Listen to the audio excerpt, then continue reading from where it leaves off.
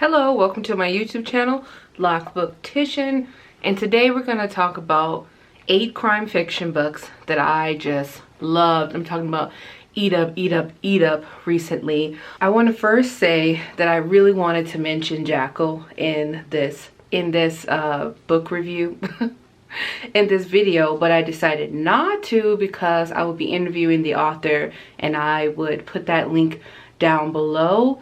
I'm filming this before the interview, but just in case this video comes out after the video, I will still have that link down below of the interview with the author of Jackal and I. I'm going to try to do something a little different, which is try to pitch the books to you in like a short synopsis kind of way, as if I'm some type of producer or somebody. I don't know, but I'll try to do it. So first off, we're going to start off with Blanche on the Lam. You may have heard me talk about this book before, but Blanche on the Lam follows. Blanche is a young woman who is really trying to make just a life for herself. Her employer does her dirty, and she just have to figure out how to live knowing that her employee stiffed her, right? So she goes on the run, but she tried to disguise herself as a maid and doing detective work to try to figure out what happened to the person that was murdered, because she ends up being like the prime suspect. And as you're going through this book and watching her interact as a maid to this white family, this young white woman and white man, and just the humor around her convincing this family that she worked for them before, and really playing on the guise of that all black people look alike.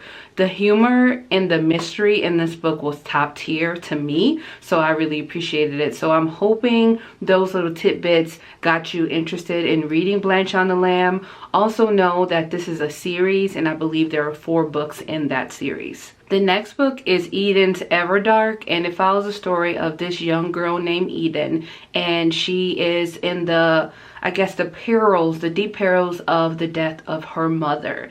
And while she is trying to cope with that, her father is trying to do the best that he can. And they go to a trip to the Caribbean where her mother is from. She ends up going and staying in the room that was once her mother. And she realized that these dreams that she's having, or these visions that she's experiencing, is very similar to what she is finding that her mother also shared, those same visions and those same dreams. Something happens and she goes into this world where there is all these different type of people, and it's magical, but it's also very dark and daunting.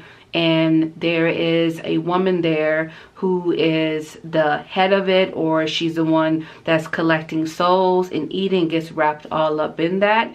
And it takes you on a journey of understanding grief when you've experienced it as an adolescent. And I think this book was done very well, and for it to be a middle grade horror, I believe is this book, I was like, man, I was scared as hell as an adult.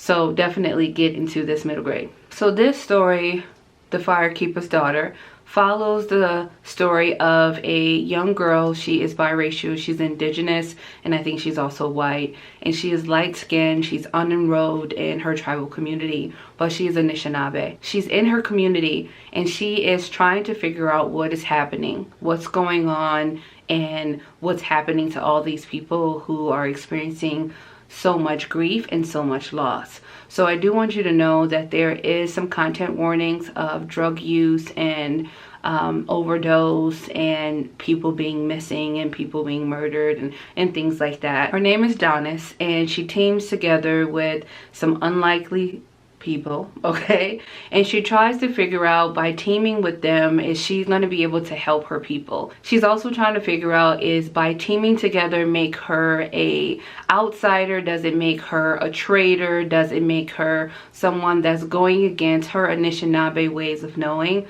And just to watch this young person really fight with that inner turmoil, and also fight with wanting to, you know, have aspirations and have goals, but also she has to help her people in order to attain those goals.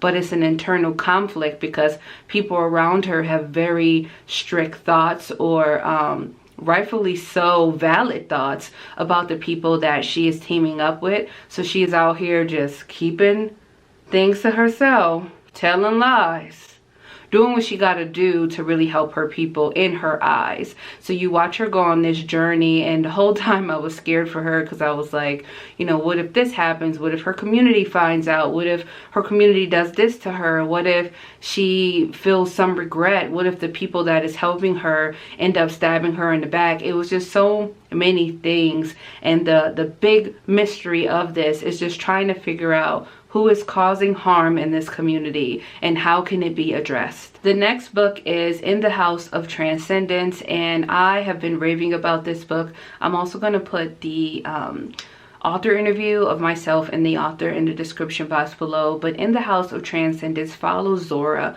Zora is a necromancer, and I think that she was living in South Carolina, and she decides that she had to leave South Carolina to go to another state to kind of figure out who she is and what she is, and if there's ever a place for her or a necromancer. And in the book, it talks about the stigma that people have for necromancy and why necromancers are typically loners. So she runs into this woman, and I'm sorry that I'm forgetting her name. She runs into this woman, and this woman is the head of the House of Transcendence. And she tells her, hey, you know, you can stay with me, you can do all these things with me, but I need you to find out what happened to one of the people that lived in this house. I need you to find out who killed them. And on her journey trying to figure out who killed them, she is questioning everybody. She's trying to figure out what happened, because at first she wasn't really invested, but then she got really invested on trying to figure out what happened to the person who was murdered in the House of Transcendence. And to be quite frank, it was a beautiful journey. I love the callback to P-Valley, and I also really love the fact that the characters were Black. Most of the books I'm talking about today, the characters are people of color / Black people, and it was just so great and so written so well. I just cannot rave about this book enough. I am ready for anything else that Amanda Ross has written, and I hope to read her other 3 books that she published as well. And In the House of Transcendence was just beautifully done. I also want to let you know that there are parts that has to do with ghosts that literally scared the shit out of me. So please be aware of that. Don't go into it being like, oh yeah, I got this, and then you have to check your drawers and make sure everything all right. You know what I mean? When the reckoning comes, I need to make sure that I am, you know, staying to this story. So When the Reckoning Comes follows this young girl, and she moves away from home because of, you know, reasons that were explained in the book. And I don't know if I say that if it will be a spoiler or not. I'm still trying to figure out what is and is not a spoiler. She gets called back to her, you know, southern neighborhood, her upbringing, because her best friend, who is a white girl, is getting married, and she wants her to be there. Plot twist, the white girl is getting married at a plantation. She comes back trying to figure out her grief from her mother, also coming back to this town that is heavy on the racism, and she reconnects with a friend that she is nervous to reconnect with because of what happened when they were children. And when I say they, I mean the guy, the best friend who's having a wedding at the plantation, and also her. Like, some spooky shit happened, and they went, you know, and he got locked up. It was a whole situation. So she was nervous to, you know, interact with him. And while she is back, she is finding out that there are some insidious shit going on at the plantation, and that she needs help to try to figure out what's happening, and she enlists in the help of this friend. They go and try to figure out what's happening. There are a lot of suspects in this book, and you may think that things is going to go a certain way, and trust me, what you think is going to happen probably won't happen, or it will be a lesser version of what happened. Now, even though I truly enjoyed reading this book because I was ready for the shit that went down, I'm talking about revenge was taking. the author said, look, we're going to blow some stuff up. We're going to make some things known. The only thing is I wanted more violence in the book. I know that's a little weird, but I did. I wanted more explosions. I wanted more, just like, you're not going to fuck with me. You did some shit. It's time for me to get my reparations in the form of violence. That was my only critique about this book. The next book is The Woman in the Library. It's a dual timeline, and often I feel like there's a lot of people who don't do it well, and there are people who do it well. So this follows a story of right away, you open the book and there's this woman and she's screaming in the library. And you're like, okay, what is going on? So then you continue to go into the book and you realize the woman died, right? And you're trying to figure out how she died. However, that is the actual novel. The rest of the book is about these two authors who are writing to each other and giving each other critique on the book. So the whole time you're just trying to figure out, okay, I feel in some type of way about what this author is saying. Maybe the wording of this author is throwing me off. Then you start asking yourself, is there more like depths? Are there more layers to this book that makes it more creepy? And then you continue to find out that this book is not actually what it presented itself to be when you first started reading it. And I know that it's not very descriptive, but I think if I tell you anything else, including different formats of the book, that will be a spoiler. I know that will be a spoiler. So essentially, you got to figure out who are the killers in this book. Okay? Heavy on the killers. The last book is a book that was my most anticipated release of 2022. It's called The Last Black Girl Standing. It follows the story of two characters. A few characters, but the main character and her sister. And her sister gets murdered. And she's trying to figure out what happened to her sister.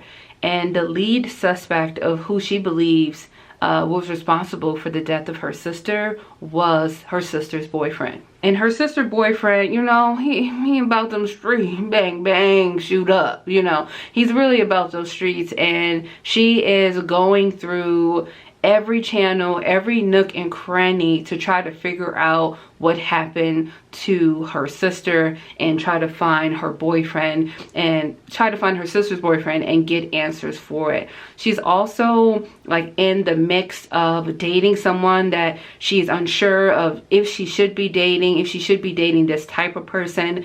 And then she has a best friend who will get on your nerves. But stick with the story. You know, I know people be like, I'm not going to read a book if you have to tell me to stick with a story. But I also think it's beautifully when an author makes me feel pissed. I'm like, you did your job. You did your job because the friend of the main character just giving trash. You know what I mean? She's giving trash, she's doing too much, and you know, right away I was like, ugh, I don't like her. There is a very specific dynamic between the sister friend, the sister boyfriend, and also the boyfriend or the person that the main character is trying to date, and also like the parents that you really want to focus on. The way that all these characters, even though seemingly at some points may feel like they are disconnected from each other, they are connected, and the way that the author did that was beautifully. And it also like brought to light in a fictional manner of how Black girls are being murdered and not enough people are caring or put in enough space to protect those Black girls.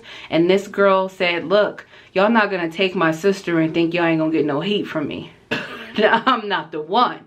So I really appreciated that sisterhood that was in this book, even though it was quite horrific to read and find out all these things that is happening to Black folks in this community. Magic Mind is a company that is a great alternative to using coffee. And I know a lot of us is out here bringing that coffee in the body. But Magic Mind is a company that uses 14 real ingredients to help you throughout the day and to help you stay alert, sleep better, and have a more productive day. Also, it boosts your focus, it helps your memory, also boosts your mood, and decreases stress. Go to the link in my bio and get a certain percentage off using Magic Mind so that you can start your day off healthy and ready and in a way that keeps you energized and reduces that coffee slug that typically happens. There are so many people who have used Magic Mind and can attest to its properties and how they feel. And again, don't forget to go into the description box below so that you can get my code so you can get a little bit off of your subscription or your order for Magic Mind. And don't forget, I have also tried Magic Mind and I prefer to use them in shakes, and I have found them to be a great alternative to using coffee because the jitters is real and I'd rather not have them. There you have it. Those are my 8 crime fictions that I have truly loved recently, and let me know if you read any of them. Are you planning on reading any of them? And I will see you on my next video. Have a wonderful day. We'll talk soon. Bye.